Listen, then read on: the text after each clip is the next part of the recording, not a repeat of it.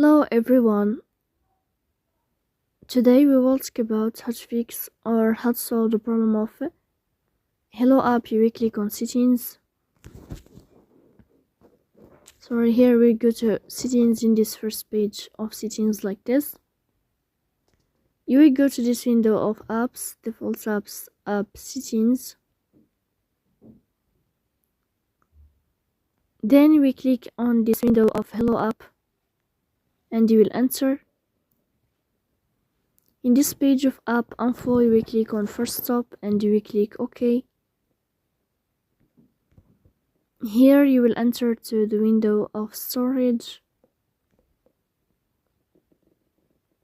Then we click on clear cache. Then you will turn off your phone and you will restart your phone again. So please don't forget to support us by like and subscribe. See you next time.